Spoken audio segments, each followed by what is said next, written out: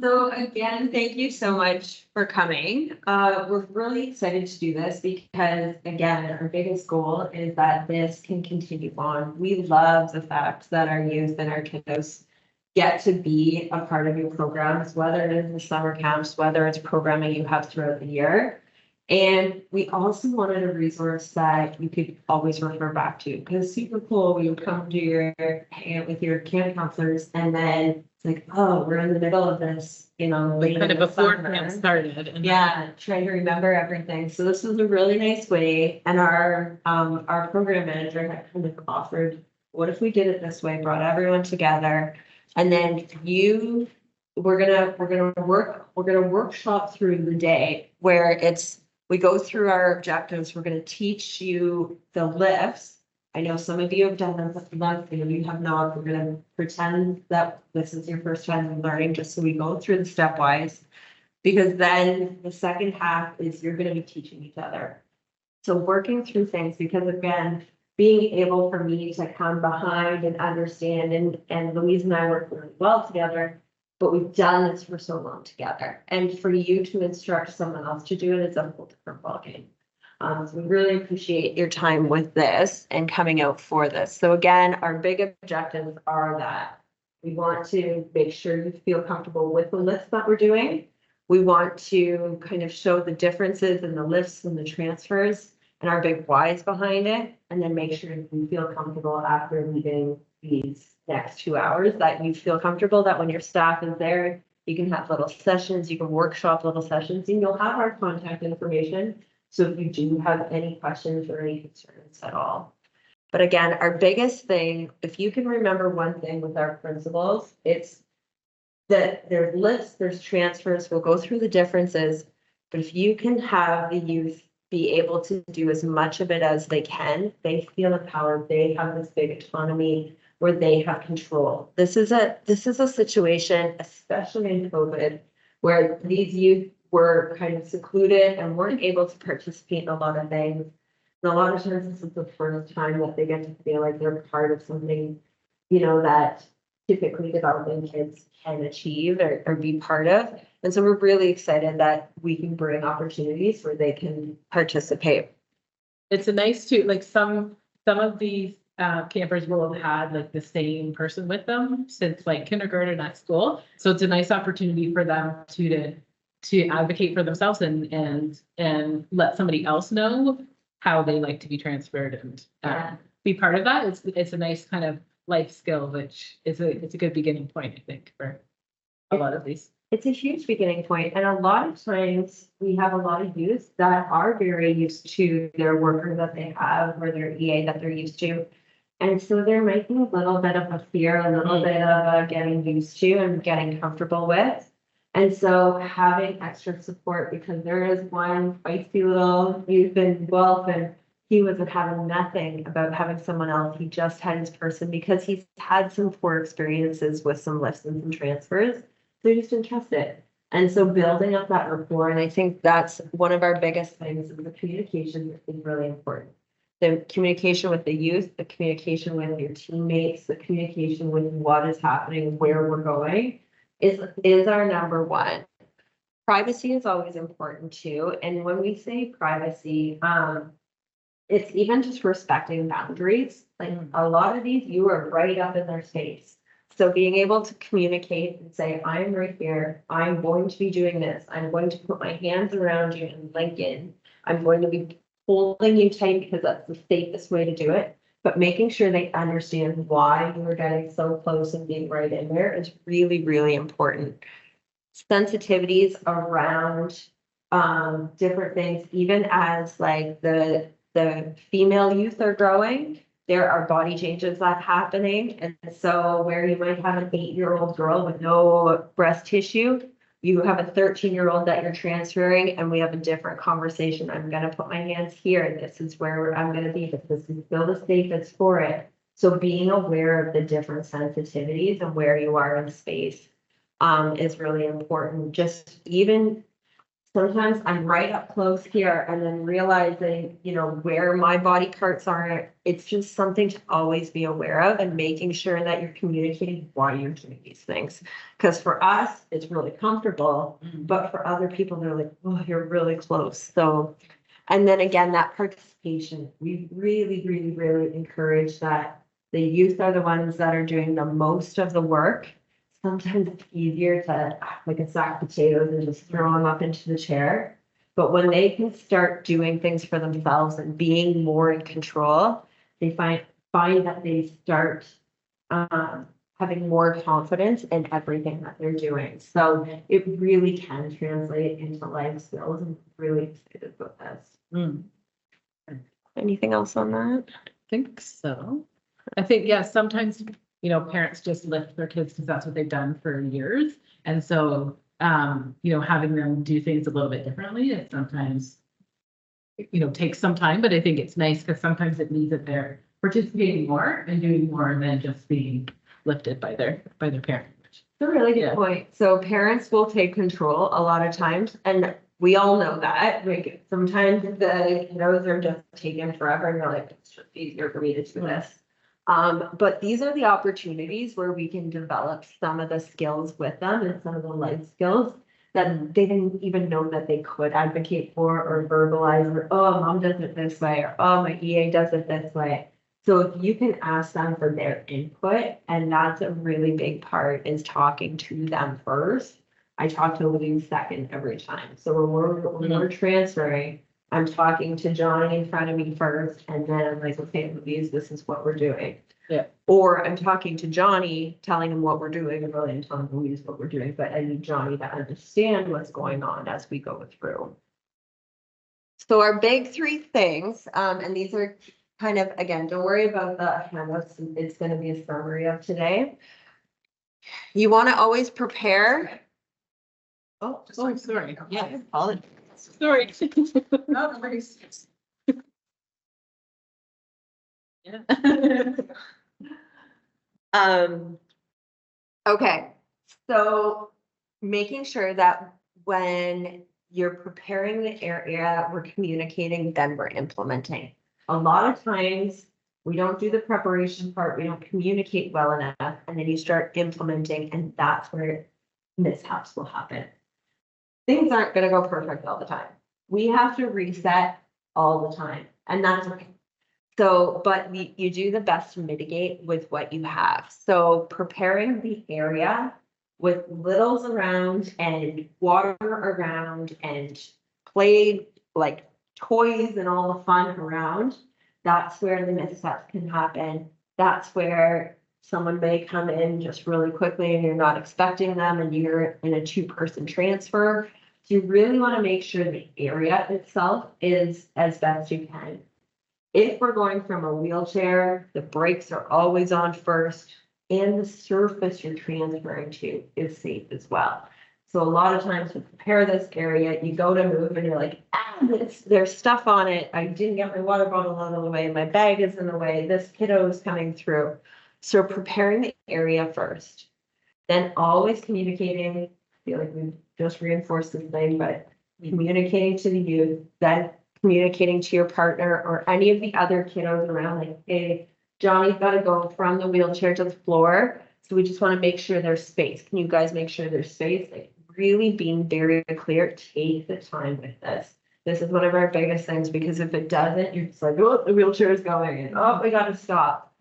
But one of the best things to do is stop, reverse your steps, put Johnny back down, re-prepare the area. We've had to do that so many times, and that's okay. It's way better than to be halfway through the lift and then not know, is it safer to go back or safer to go down? Or that's where you're going to lose the trust. That's where you're going to lose the confidence, and that youth is going to feel super unsafe. And then the rest of the experience can be really poor. So even if you do have to backtrack, they'll trust you more that you backtracked and you fixed the problem than kind of carried on. So we do it like all the time. Yeah. When they have, so they always wear belts. So we like get them down and we go to do it quickly and I go to lift and I'm like, oh, belt's still on. I'm gonna take that off. get them to scooch forward. I didn't do all my points, but it's usually when I'm rushing when that Yeah. stuff happens. And I get it. There's gonna be youth all the time, and there's gonna be things going on all the time. So you do what you can with that. All right. So we've got a couple videos. You are going to have, again, the full link to this video. We'll send you the links to these videos too. They're just YouTube clips so that you'll have reference to these, but we're going to practice these transfers and we're going to practice them all and then we'll work on teaching them all. Assisted standing pivot with a medial knee block. So as usual, put the wheelchair in a secure position. Near the surface you're going to transfer to, put the brakes on, remove the footrests, though they can be flipped up out of the way, but I like removing them so nobody trips. Then we're getting the surface we're transferring to at a 90-degree angle to the chair. Then last, we undo the pelvic strap.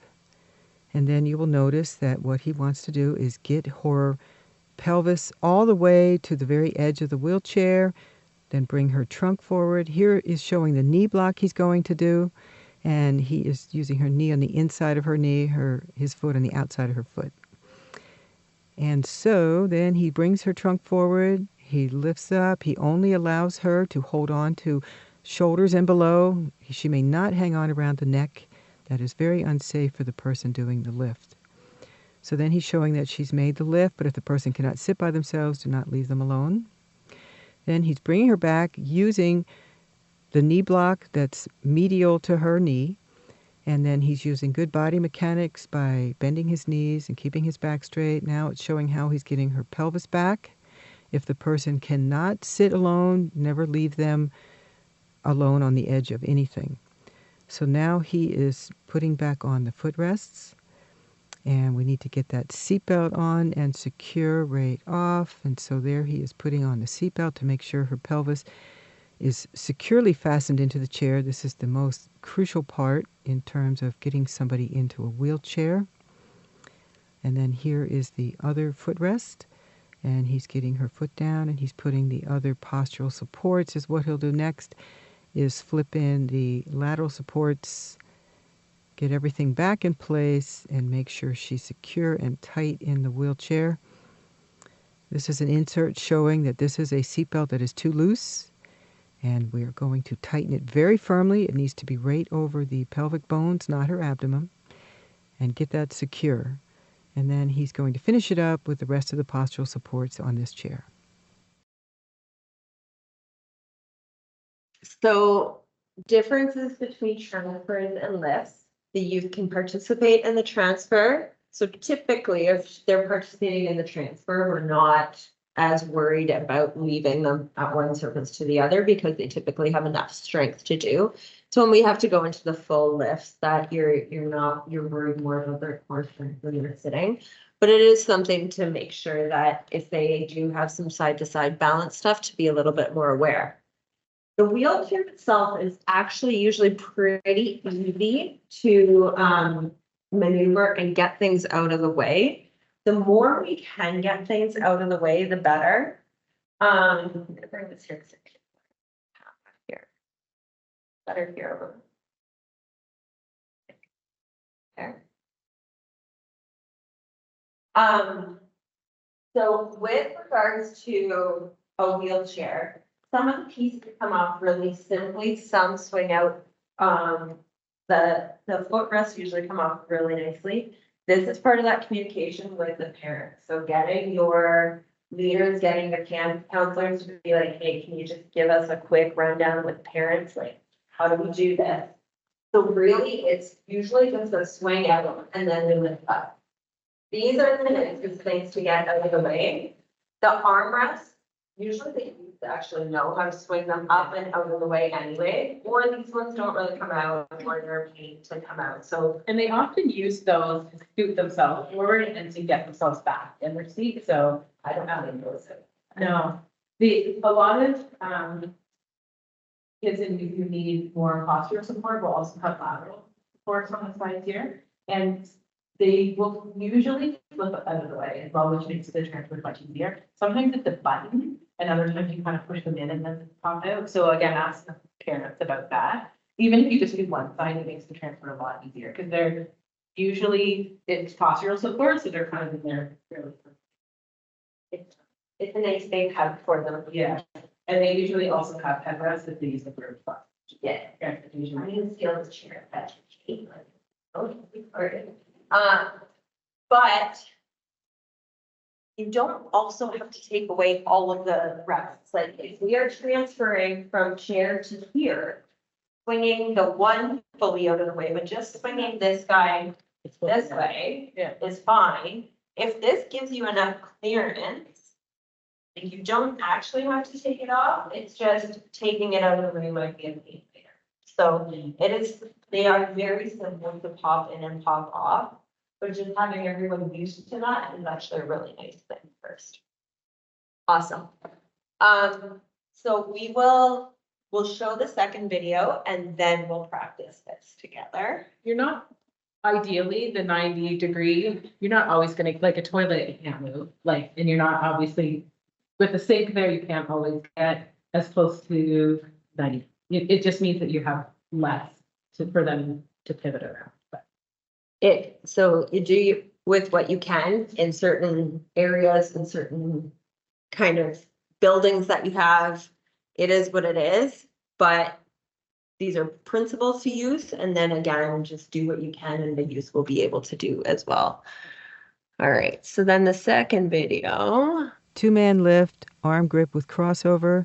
This is a top-bottom approach, which is very good for using for people that do not have good head control, so their head doesn't fall back when you're transferring them. Notice how we're setting up the wheelchair. We have it close to the surface being transferred to. We're undoing the pelvic strap after we've removed the footrest. We're making sure the wheel locks are on before we even begin. And then I am crossing the arms, and I'm using one of my hands on the opposite forearm and reverse. And then the other person is lifting under their thighs, being careful to bend their knees while they're lifting and using good lifting techniques, keeping their back as straight as possible and then bending the knees to take some of the weight off your back. So now we are securing her back into the wheelchair, making sure her pelvic strap is on, holding her pelvis securely back in the chair. Her buttocks should be all the way back where they're touching the seat back. So the pelvic strap is being secured. This insert will show you that this is too loose, and you do need to find where to tighten it. And as long as it's over their pelvis, the bony part, you cannot get it too tight. It should be very firm to keep their pelvis from moving forward in the wheelchair. So we are then going to put the footrest back on and get her feet secure and make sure all her postural supports are in place. This is how to do a top-bottom approach for a 2-man lift. All right. Just stop sharing, right? So that doesn't end me. All right.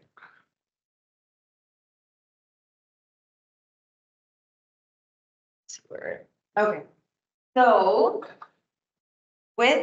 So the second one was the proper lift, meaning they are not helping at all. It is a 2-person lift. For us, we don't care. But if mom carries the sack potato type lift from the wheelchair, from the car, and she's like, oh, I just do a 1-person. Really, we instruct a 2-person with, no matter how much these little youths weigh. You might have little peanuts that are 20 pounds and you know that you could safely do it. The unpredictability of a camp situation or a programming situation with a youth, with water, with toys, it is always safer to do a 2-person lift, do a top and bottom. There is a side-to-side lift. It's not our favorite. I always feel more control with that 2-person lift, even if it is that same level transfer that we're doing.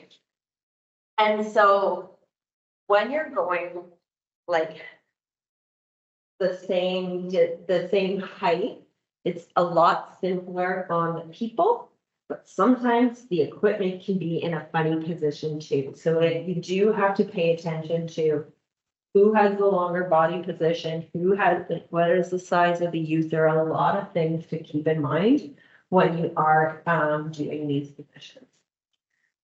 So, Alona, do you want to be lifted? You can do it.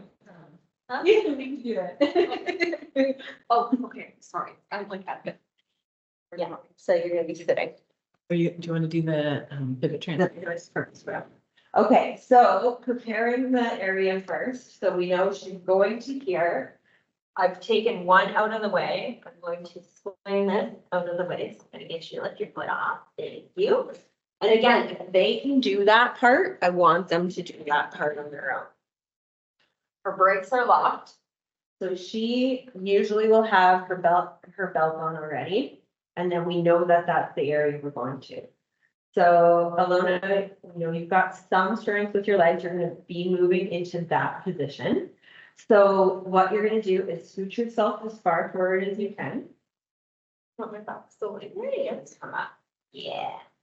And so you can play with what block. So again, it doesn't. Feel free to move yourselves if you can't. Yeah. We just have to have that angle for the camera. Yeah.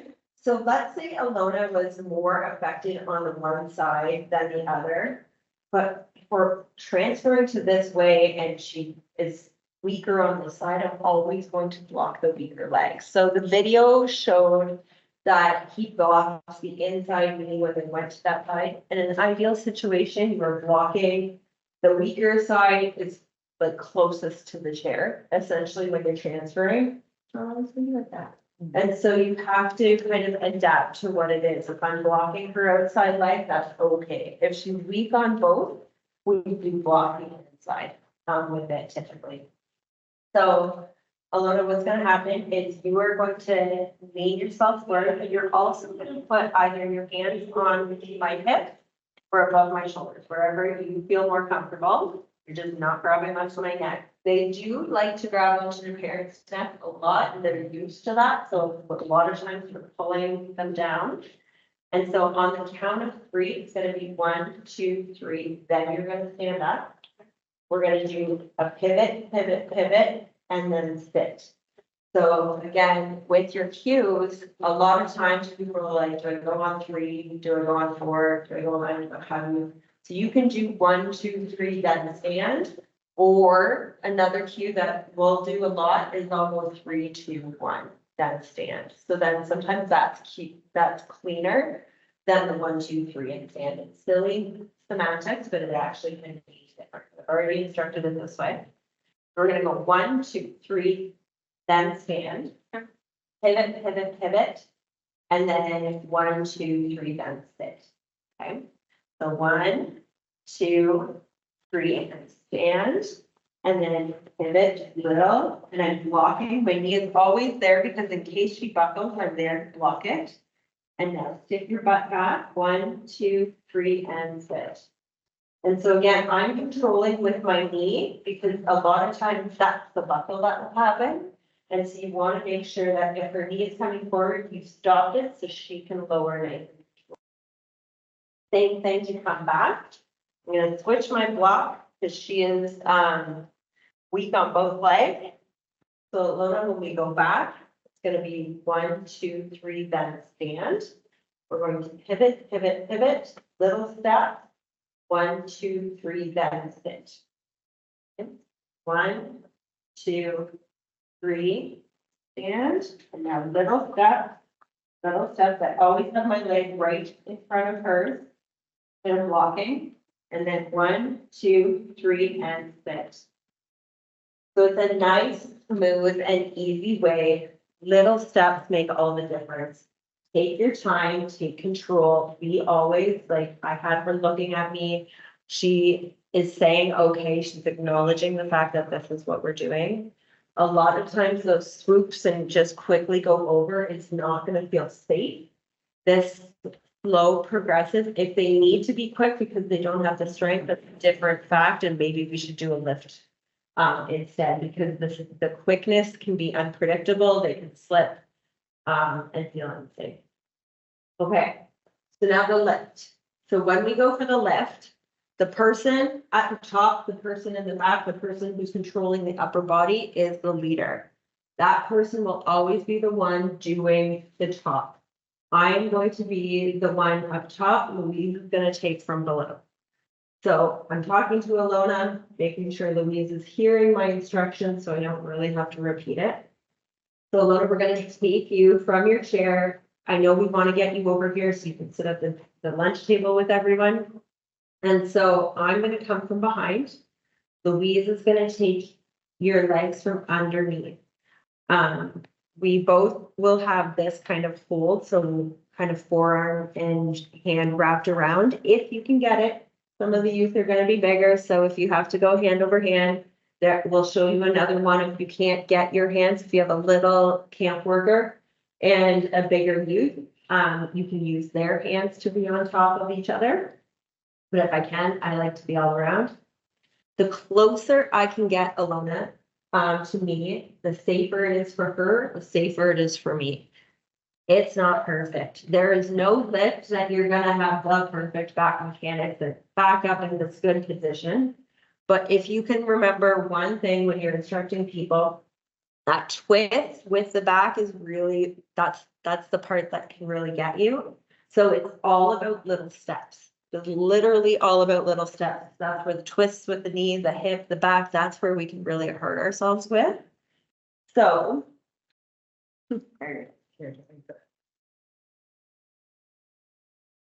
Awesome. So Alona, I'm gonna come underneath and right around your belly. If you have your hands kind of crossed in front, I can grab one and then go on to the other. Now, as the person up top, again, like I said, it's not perfect. If I was straight behind her, this would be a really hard lift to get over the side of this wheelchair. So I swing myself off to the side. The way to mitigate that is that I've got her as close as possible. And chances are you probably got a headrest here too, so you're not gonna be able to go. Yeah. Over that. Now, Louise is gonna come underneath Alona's legs. And then, so again, it's 1, 2, 3, then lift. We're gonna do little steps and then 1, 2, 3, then lower. Okay? Yeah. Are you guys okay? 1, 2, 3, lift. Little steps. 1, 2, 3, lower. She's my lifting partner in school. It's way bigger than you. So again, it's keeping them close. It's the little steps. It's not the most graceful lift you'll ever do, especially off of a wheelchair. Some of the back rests are a lot bigger. There's laterals, so getting the laterals out of the way. Watching the wheels where they are. But that's where the little steps make all the difference, and you keep them as tight as possible to you. So I know I have control. The other thing I didn't make sure to talk about was the fact that I don't let go until Louise is let go. Because she may have misstepped or we didn't talk well. And then it's a thing where, you know, I let go on the top, but Alona is not pulling down onto the chair yet. So I'm holding on until Louise is back out and then I go. So we'll get you back to the chair. I have a question about your hand placement. Yeah. I saw you, so the little, I know you're not a little kid, but you crossed the little kid's hands. Yeah. And then you put yours, you put one on top. What did you do with the other one? So it kind of braced underneath. So I come in, I've got one here on top. I bring the other in, grab your one. hand. If I can do that, that's my preference. So I will always try and grab my own hand. Sometimes the youth are bigger and you can't do that. And so then you're more wrapped around them or wrapped on their other hand. But you also wrap their wrists like this. Yeah, I think it's nice to have hold of your own hand as well, Yeah. if you can. That It might just feels more, sometimes it can feel more on the person can feel it more on their shoulders if you just have their arms. And this way, so there's something, like when you're working out and you're doing a lat pull down, you do this kind of lat set and that braces everything in. When I've got her here, I have braced my belly and I've kind of done that same lat set. I can't get that here. that's where I'm getting my control to keep her body safe. Did you feel like I had you, Comfortable and I felt secure. yeah. And this, I just get worried that I'm not gonna be able to get as much control through my core because it's all hips and torso when you're doing these.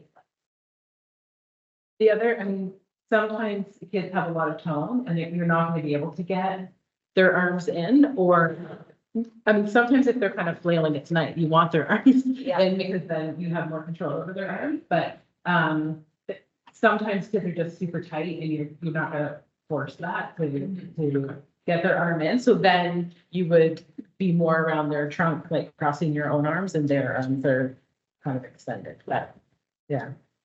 So again, coming in, grabbing one, and I come for the other. And then Louise is gonna come underneath. So again, I angled myself off to the side as best I can. And Louise again, it's 1, 2, 3, then lift. I am squatting and then standing up. Coming in. And then Louise will put down. Soon as she's off, then I can let go. Again, it's not perfect. It's not the most perfect back position that you're ever gonna get, but that's okay. Thank you. For the kids who have tilting chairs, it's nice when you're putting them back in their chair to actually tilt it back. It helps to get them back in the chair, so you don't do kind of a second lift to get them right back in. Yeah. Yeah. Yeah, Awesome. yeah. So we're gonna start this part now where you're gonna get up, that we're gonna work in threes. I think we've got one extra, which is just fine. And you're gonna, well, we could do pivot. No, let's work in threes. So you're going to do a pivot transfer. Same distance, you don't need the wheelchair if you don't have to practice with that. So one person is going to be the camper, one person is going to be the leader. And you're going to walk them through from one surface to the other. Then you're gonna switch roles. And so just have the next person be the camper, one observing to give any feedback. Because we'll start the feedback process right away. Louise and I will come around and kind of give some feedback and give tips. And then we'll go into the big lift after that. But let's do, everyone practice the standing transfers first. The pivot transfer.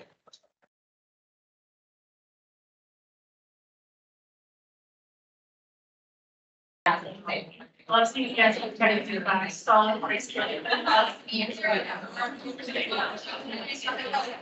to me is actually more similar. If we can all come back, that would be wonderful.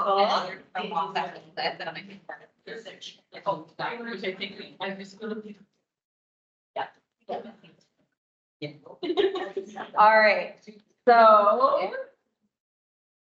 They looked really good. Like I know it's a weird thing to get your head around and you have to go through it a couple times, and that's why it's so nice to get the practice in. We're realizing that there's always gonna be adaptations, body sizes, limb length differences. You find what the differences are, and so then again, make accommodations according to, this one kiddo is big, your one camp counselor has really short arms. They're never on the top, right? They're the ones on the legs. Awesome.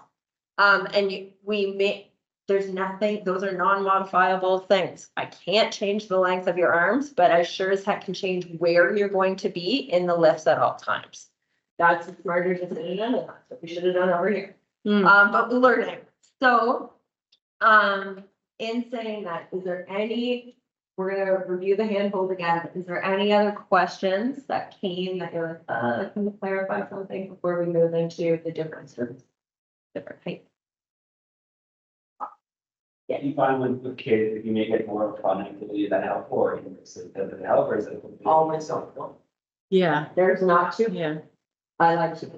If you have to judge the situation, if the youth is becoming silly, it becomes insane. So sometimes you have to be quite direct with your words, but sometimes if the youth is not trusting, sometimes making it light and it's a fun game is easier and can get better buy-in. So I would say as a rule, make it strict so you know it's safe. but have the option that if the youth is feeling really kind of like a little bit more hesitant, we can make this a game and we're bouncing from one belt to the other, or, you know, kind of play from where you want to balance, pretend we're in Mario Land and we're jumping from one mushroom to the other, you know, like kind of whatever will work to get that youth to be a little bit more comfortable. Because when they do get into that like rigid, unprotected, that actually can be really hard for everyone. Especially if you have youth that go into your extensor tone and you're on the bottom and then they're going into their full blown extensor. That can be a difficult situation to maneuver a little bit. All right.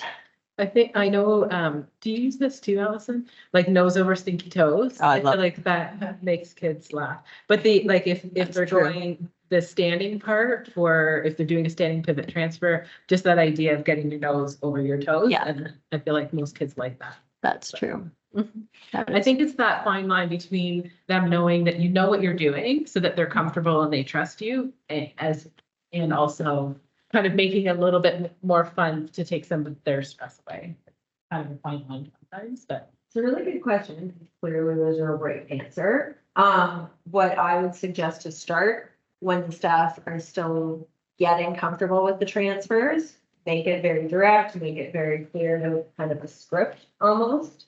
And then once they get comfortable, they can get a little bit more playful with it, because you just don't want to miss one of the steps, right? I think what we realized when we even were doing this standing pivot transfer, clearly I wasn't clear enough with my instruction. We need to make sure that we scooch forward before you get them to do the sit to stand, because if you try and do it from here and they don't scooch forward to here to stand, a lot more of a stand from my butt way back here to come up. Yeah. So getting them and just maximizing any efficiencies when you're learning things, the stepwise shorter directions is better. And often their feet won't touch the ground if they're right back in the chair. So having them scoot forward to the front of their chair means that their feet are usually on. I find the smaller kids, actually, their feet are never going to be. So sometimes you end up having to do it left when they could potentially stand, but just because their feet are nowhere near the ground. So and I was saying too, I think to a group, a lot of times the people who can do a standing pivot transfer, is that a bird? Yeah. It flew back. It's not like.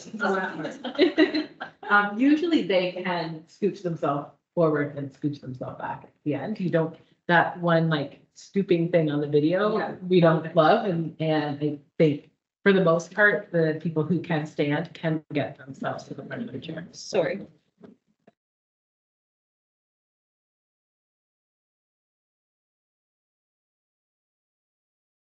All right.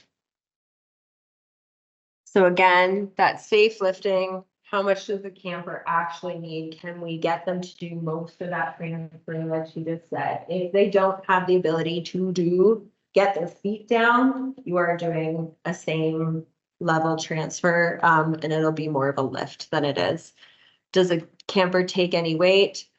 Ask the parent to demonstrate how they move the camper and is there any existing injuries. So this is that communication part before, where you really want to make sure the families love being involved in these conversations. Having families, how do you transfer your child normally? Where are they the most comfortable? What do we know? Any hesitations on anything? Holy moly. Because they feel more confident if you're, yes, it's always important to have your confidence that, yeah, we got your kid, but we want to know what makes your kid unique. What are the things that'll help us make this the best possible experience for them? And what do we need to know? Including, do they need any help? Can they take any weight? Is there any injuries? And what's your favorite way to do it? And if it is the sack of potatoes, awesome. That's the way you do it at home. It's not the way we're going to do it here. We're going to do a 2-person lift always, because we need our camper, or we need our staff to be here all summer. So we do a sack of potatoes, 1-arm lift, 1-person lift, and then they're out for the whole summer. You've lost your staff member, you've potentially hurt their child, right? So again, just because the parent does it a certain way, we really, really highly recommend the 2-person lift, top and bottom at all time. And it's a lot for parents too, to have their kids go with new people. And so just being part of that conversation and feeling like, you know, you're listening to what the parents are saying and taking that on, I feel like it just helps parents feel comfortable. So again, reiterating the steps and the steps that you are going to instruct your staff. It's about the communication, it's about the preparing, it's then about the implementing. So you are really preparing the participant, the area, the situation, that the surfaces, whether we're going chair to floor to where we're going to practice with different heights.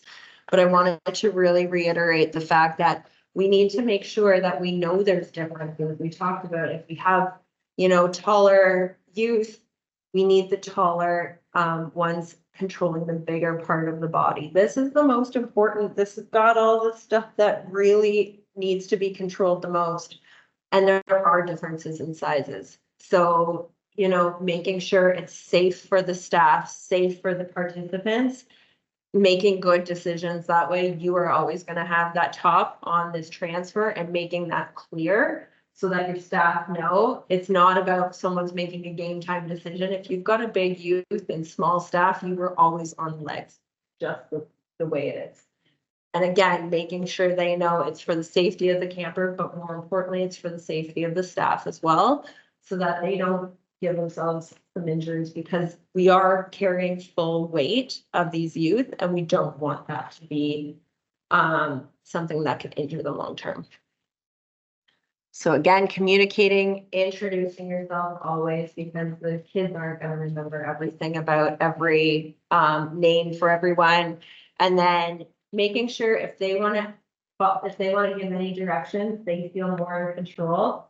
And then again, feels a little bit safer. Got those little firecracker. He's like, no, I need you closer. No, I need you on this side. But as soon as I can adapt and modify, then he's all in. If I'm like, no, I'm going to do it my way, barring it's not safe. Like if he needs me on the other side and he wants to do it fully himself, I'm not okay with that. But if I get to be on the other side, and typically I'd be on his more affected side, but he feels safer with me on his strong side, and we can control that pivot, we're going to do it. Because again, it gives them the autonomous position.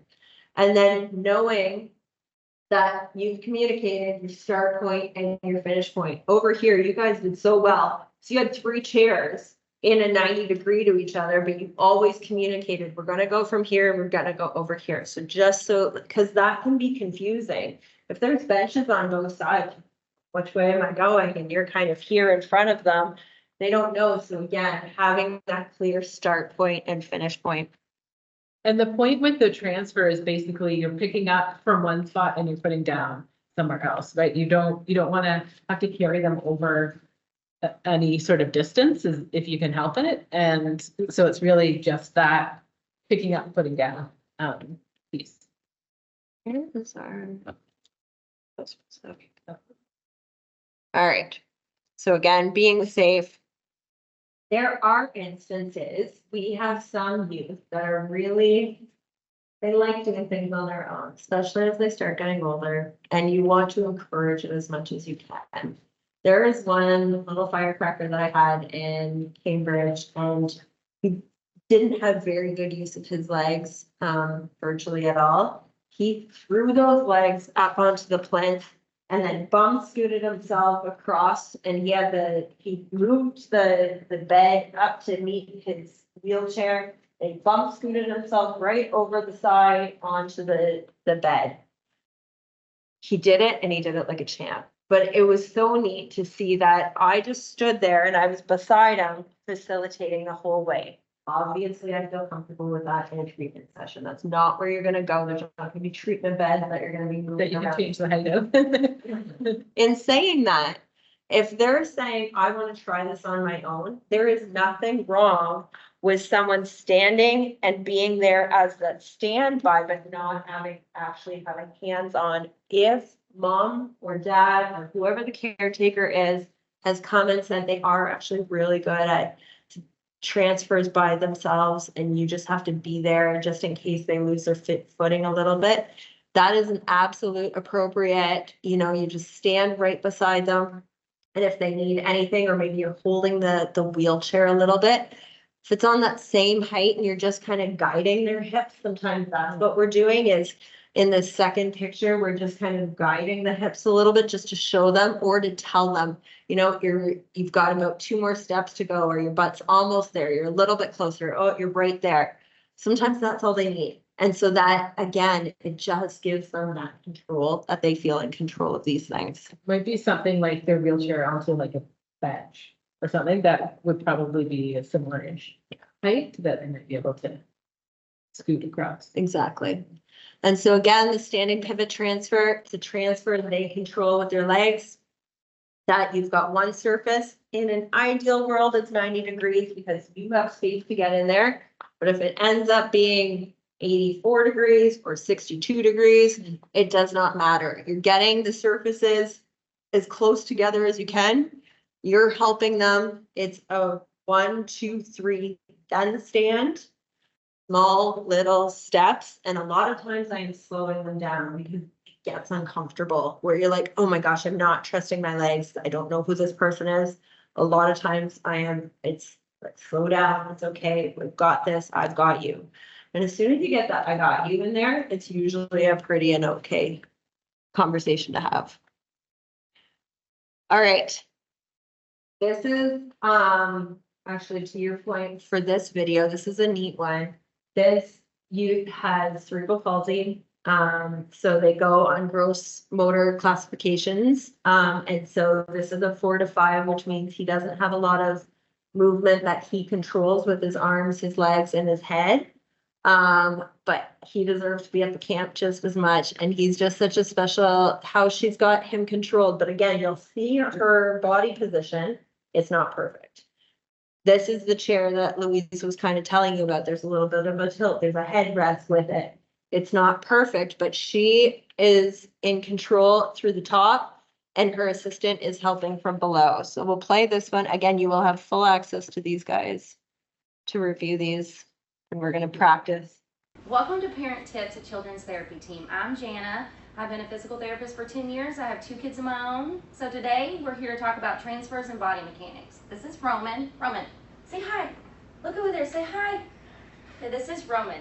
Now Roman has cerebral palsy, and so he does require total assist with all transfers. So today we're going to show you with assistance, Katie. She's a physical therapist in training, so she's going to help us out today.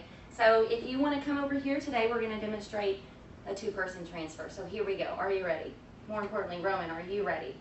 So as we do this, I'm going to talk about a few quick tips as I go, so don't miss it. Stay tuned. Here we go. First and foremost, lock it up. Make sure this wheelchair is locked because I'm not trying to transfer him and that wheelchair. So I'm going to make sure we're locked, and we are. Sometimes wheelchairs can move a little bit as we kind of position ourselves. That's okay. So Katie's going to get the knees and I'm going to get the trunk. First and foremost, make sure you're close.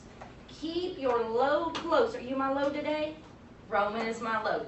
So I'm going to keep him close to me. I'm going to bend at my knees. Ready? Y'all see me bending at my knees and not my back. And then on 3, communication also important with 2-person transfer. On 3, are you ready? 1, 2, 3.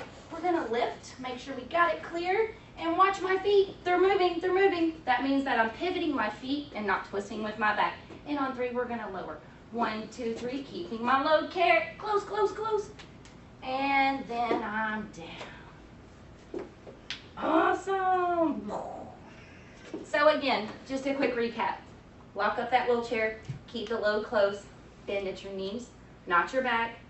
Twist at your feet. Sorry. Pivot with your feet. And don't twist at your back. Prevent yourself from injuring. Don't be a hero. So then this one is from the floor up to the chair. 2-person transfer from floor to wheelchair.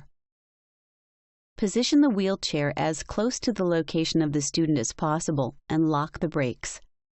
Remove all movable parts of the wheelchair that interfere with the transfer. The front person bends from knees and hips and lowers to place both arms under the student's knees. Interlock fingers or grasp wrists for a strong hold. The back person asks the student to cross her arms and places her own arms under the student's armpits, reaching forward to grasp her own wrists firmly. Lift together on the count of 3. Straighten your knees and hips and walk to wheelchair. Lower the student into the wheelchair on the count of 3, bending from the knees and hips. Fasten the seatbelt and position any other devices. So the principles don't change at all with regards to the top person is always in control. The bottom person is always the second in this first. So they're the second in, first one to go once they're down. So I will always have control when I'm on top, coming down, and I will always be the first one on the bottom and will be the last one when I'm lowering back into the chair or onto the ground. You want to control that head and that core as best you can with it. The biggest things we can say for this is that we are trying to do it where we are always getting yourself into that low position as much as you can. If we can't do this today, we're not lifting from the floor up. Have someone that you can instruct or be able to get into these positions to get yourself there. But this is where we have to be. Do you want to come down here for a sec? So when we're down, it's the exact same principle. So that's why we start from above. But I'm coming right underneath her with my hands underneath. She can cross over, and I really like lifting myself. We're gonna flip around the other way. So again, I'm down against, and then right here. I'm gonna keep her as tight as possible. Louise will come underneath, and then we'll move over. But this is where you need to be able to do this. If you can't do this, this is where we're gonna end up like this, and then really end up turning our back. So anyone who can't get into this floor deep position, you're not lifting from the ground. You're going to practice just instructing the people who are gonna lift, and we're gonna play around with that. Because your hands have to be able to do this, I have to be able to get her control here, and then I have to be able to lift through.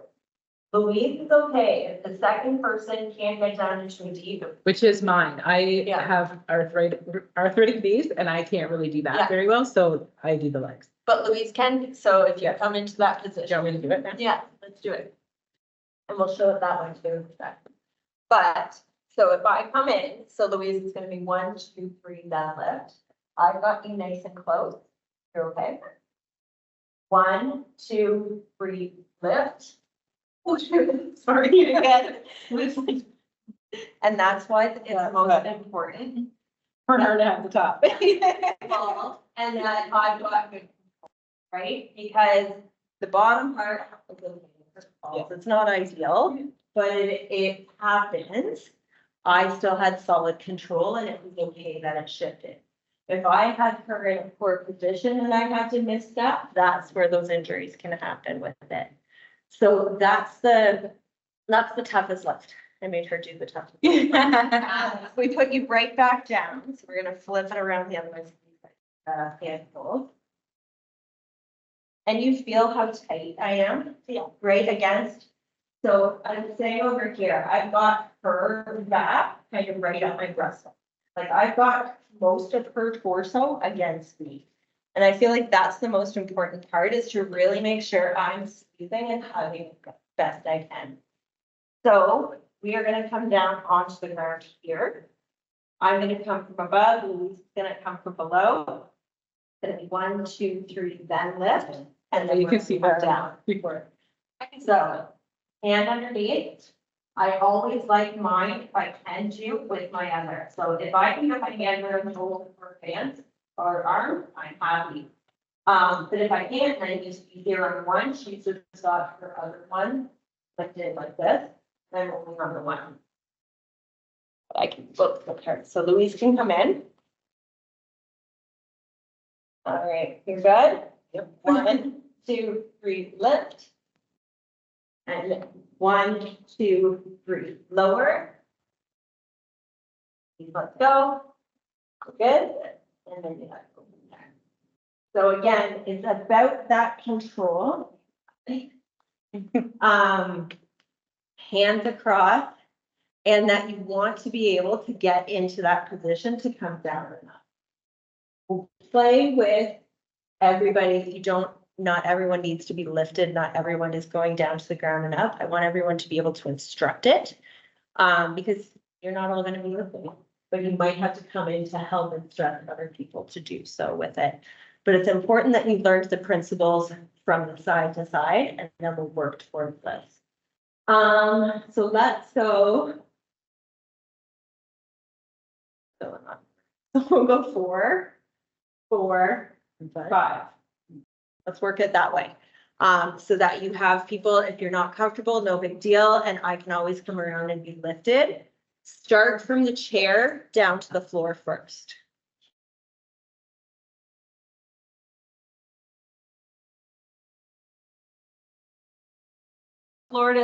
Florida chair to floor.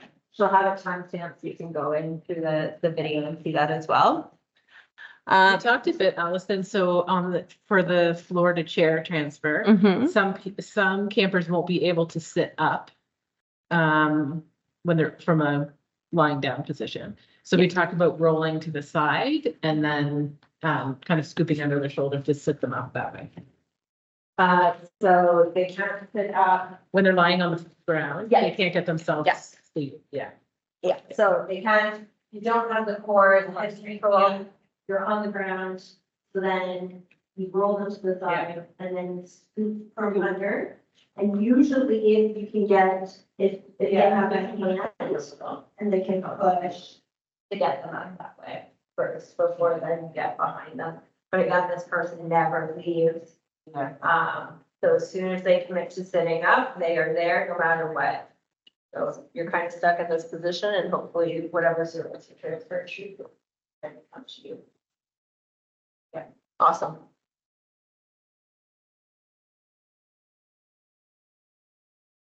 All right.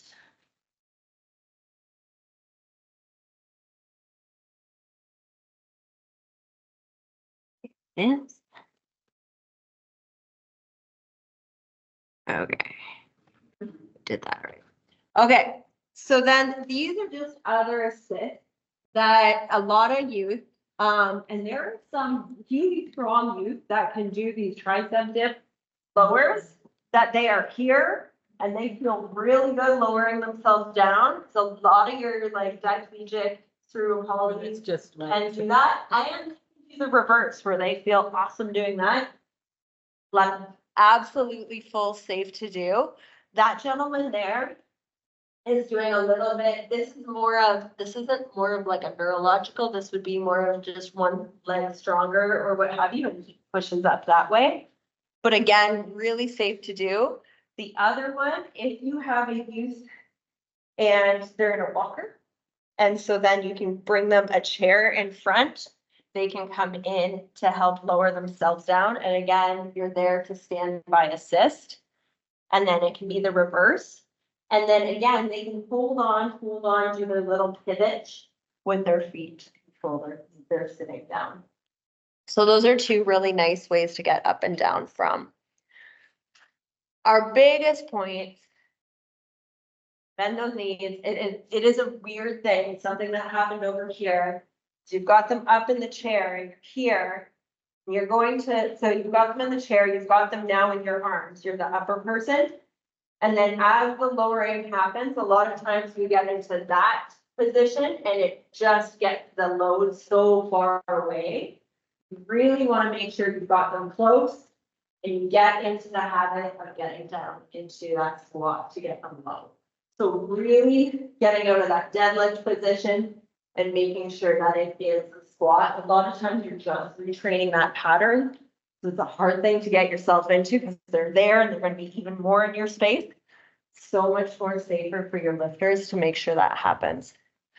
The tummy engaged for you is really important. So again, practicing there and then really doing kind of that lat set, belly tight with it changes everything. If I'm loosey-goosey and I'm not as tight as I can be, like it's like someone's gonna punch me in the tummy. Like that's how tight I'm holding my tummy. It's not gonna be something that I can sit here and have a full conversation with. Shouldn't be. I am lifting someone's weight and I am controlling their head, their chest, their shoulders. It's going to be, it's meant to be controlled. I say take your time, but don't stand there for 5 minutes with them in your arms. That's the unsafe part. So you got to kind of play with that a little bit. And then again, whatever they can do to help themselves, even if that means they're helping to scooch forward. We talked about in the chair, if there's not a lot around, get them forward in that chair so it gets way less, that you have more room behind them. But if they can do it, and then if you get them down here when you put them back and they can scoot themselves back, awesome, right? Anything you can do to encourage that independence continues to reinforce the reason that they can continue to be integrated into the community and into programming, and they'll have more confidence going forward. Now, one thing that's really important, you saw, like, that's what happens. That's real life. We get into these situations, there's a misstep, you think you've got a good grip. It's okay to back out. If I didn't have good control, I sure as heck would have put her right back down. So it's not one of those things that I would have had to muscle her. I just knew I had enough strength to control when the feet dropped. But if I didn't, backing up, resetting up and doing the exact same thing right away again is just fine. I knew I could control from where I was because I had myself safe, that Louise could just come back into that position. But if we were like even a quarter of the way up and that happened, I would have stopped right there and backed up. It was just, we were in a 50-50 spot with it. And I knew my capacity, but it makes the campers feel a lot safer if they're going in and you say, okay, I need to redo that. I need to reset this up. Because the worst thing is if you get them half butt in on the chair, half off, and now you're trying to get them so they're in this position. You're like, okay, now what do I do to get them here? Like, it's a very awkward when you miss where you're going to put it, just shifted too quickly. So reset, let's recheck and go, and it's a much better thing to do. Now there were questions about AFOs. So an ankle foot orthotic is like this piece of plastic that goes kind of behind the leg and down. When you're dealing with youth that might have too much tone or not enough to control, these ankle foot orthotics are, so called AFOs. They help the youth if they are ambulatory, if they do walk, it makes it a little bit more efficient. It's got this rigid part so it can like push off so they can use a little less muscle and get as far. It gives structural support. And it also can be the static thing that doesn't allow them to get into more contractures, or a contracture is just like when a joint isn't in a, like it kind of gets stuck because the tendons get too tight because it's always in one position. So if the foot is typically like that and the tone wants to put it like that, the AFO can kind of keep it in the position it's in, so it kind of helps prevent it. They're very important. You take them in the summer, the sweat behind them, and so because they're not meant to be, they're meant to be very rigid. And so you can get some blisters behind them and may not actually wear them all the time. If you can, so if you're getting them in and out of the pool and you have to get them back on, a dry leg is really important. So make sure we're not just like right out of the pool throwing the AFO back on. Dry the leg. Again, the parents will know best. There's usually A long sock. yeah, it's like a compression sock or just a sock that goes all the way up and comes back down. And you just, again, ask the family how you put them on or not. Can you just show us? But it will always be in sitting, because what gets really tight, so we have two big calf muscles, there's actually kind of four that do the pointing motion, but the two big ones, the one attaches above the knee, the one attaches below the knee, so your gastrocs is above the knee, the soleus is below. But then the other attachment point is to the heel. So it's always the motion to point your toes. If you're in a standing position and the knee is straight, or even if they can't straighten the knee fully, it's kind of straight, that's too much tension to try and put the foot into the AFO.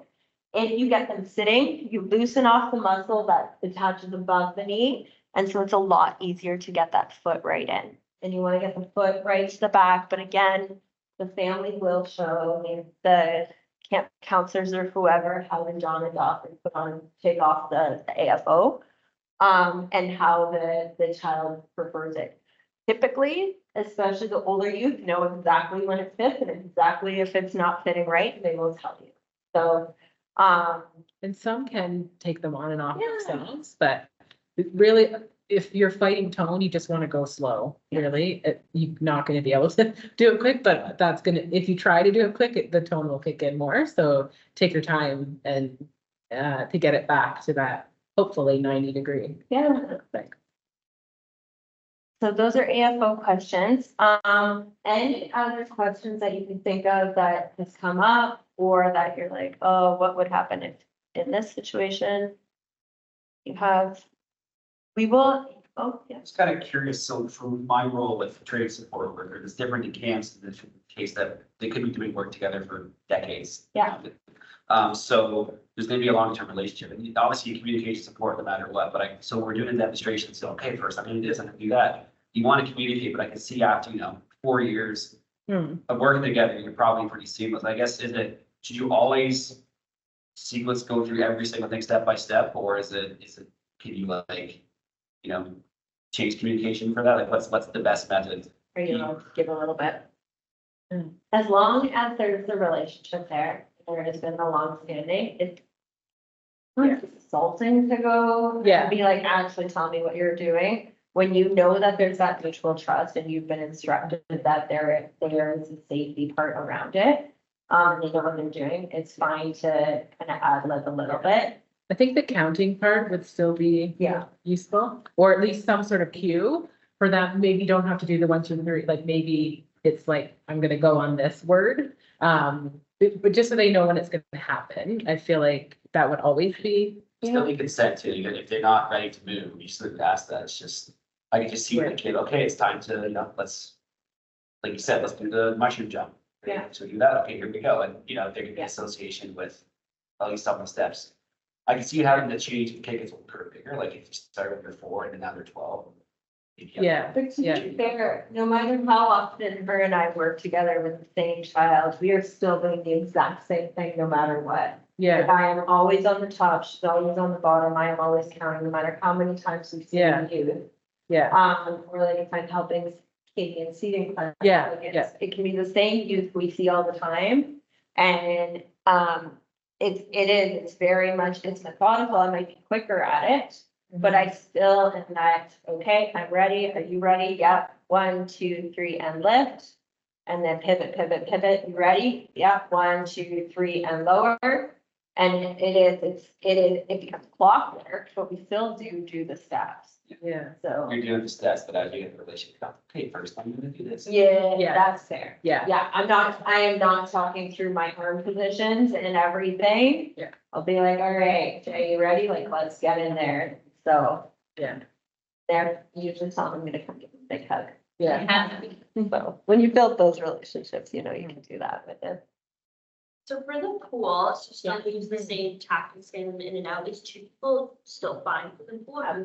Yeah, so just try to make sure it's dry as possible getting out. Again, the pool is a pool, if it's raining, you're still gonna, you're still gonna have to do the same, so it just means you have to be a little bit more aware. There was water on the floor when Louise had that, her foot, her feet was slipping, she still needed to catch herself too. She did a really great job of not letting her legs just go, she still controlled the drop on it, right? So maybe have them go in first, like Oh, last. yeah. Yeah, that way no kids are around distracted. Yeah. And I think you might have to do it in a couple of stages. Like if your shallow end is shallow enough that you can be up pretty high, that when the person who's on the legs can lift them and actually have them out away from the. Our shallow one is like. Okay, that's good. So. Yeah, because I feel like you want to put them on the bed and then that person gets out of the pool and then. The tricky part with that Yeah. is that the first part of the lift almost feels easier because the water. is moving. Yeah. So you still have to use those principles of keeping them tight because you almost get lazy. And then all of a sudden it's like, oh, I got all the way because the water was taking some of that. There was a question about, wagons. So it's the exact same principle. There's no brakes on wagons. So that's where you need either a third person or someone to, like, something to block it. It's against the wall. If it is a full lift in and out, but just making sure that you know those wagons don't move. But it's actually easier than getting them down right to the floor. But it's still the same principles. You are behind. Pivot, pivot, pivot. The top person never lets go until the bottom person knows that the butt is down and the legs are out. Do you have a pool on site? Yeah. Awesome. No questions there. Awesome. Yeah. When we put people down on the floor, we put them in kind of a seated position, like your legs propped up. In the case of some of these personal care and have to lie on the back, how much would that change when we're down and more? I mean, getting them out of their chair, so many people, I'm a big advocate for big changes, even no matter how hard it is. I get that it's a little bit more inconvenient. But if you can make a really nice, comfortable space, like I know how uncomfortable I get if I have to sit in my office chair for X amount of hours, let alone if you had a full day at camp and you see all your friends playing around.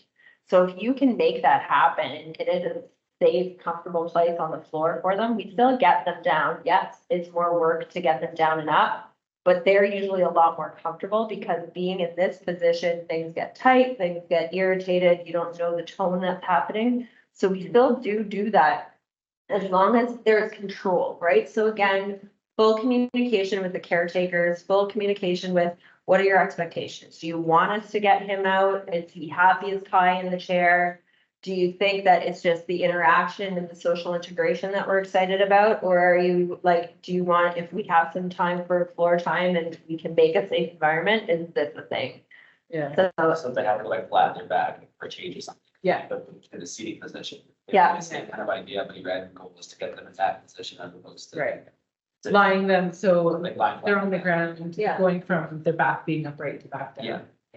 I would typically, as long as they're not just like laying there, then like looking at the ceiling. So is there something interactive that they have? Maybe then they're kind of a quarter lie onto the side and the game and the play is on the side, right? So typically it's a side lie play if we're gonna get them down. Or a lot of times they love being on their belly and they can kind of play and interact in front. And kind of move their body. Yeah, Sometimes on army there. crawl, Yeah.